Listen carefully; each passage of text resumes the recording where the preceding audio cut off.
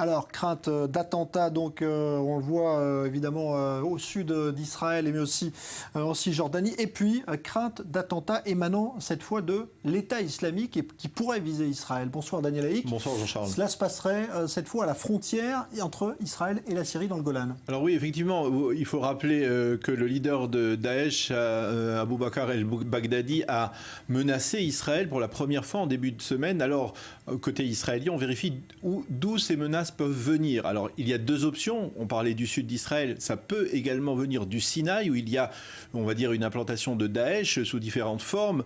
Mais côté israélien, on n'est pas particulièrement inquiet par cette zone-là, parce qu'il y a une étroite collaboration entre les forces de sécurité israéliennes et les forces de sécurité égyptiennes, en matière de sécurité, mais en matière aussi de renseignement, pour essayer d'empêcher les djihadistes d'agir. Là où le problème pourrait se poser, et les menaces pourraient être plus conséquentes, eh bien, c'est dans le nord, et en particulier à un endroit très précis de la frontière, ce que l'on appelle la triple frontière. C'est un endroit qui est dans le sud du Golan israélien, à proximité de la station balnéaire de Hamad Gader, pas loin du lac de Tibériade. C'est ce que l'on appelle la triple frontière. Cette triple frontière, c'est une zone où il y a une frontière israélo-jordano-syrienne.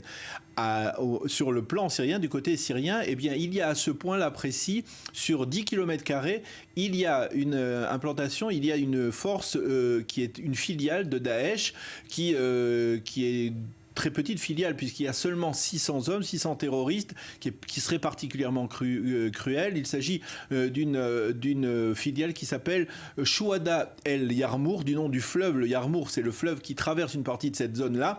Et on dit qu'à partir de là, eh bien, ce groupuscule pourrait lancer une opération à partir de la Syrie, en direction du territoire israélien. Il n'y a quasiment rien. Il y a la frontière, la clôture qui sépare les deux pays à cet endroit-là.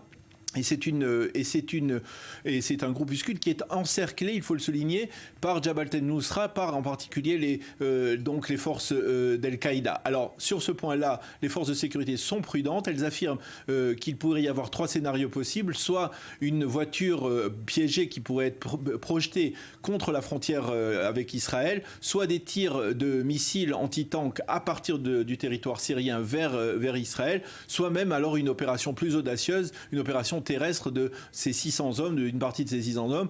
Mais il faut bien avouer que côté israélien, on prend au sérieux, mais on n'est pas particulièrement inquiet. On sait que l'on pourra riposter. Et si effectivement il y a une attaque de cette envergure, eh bien ce sera l'occasion pour les forces israéliennes de riposter très fermement en direction de cette zone-là.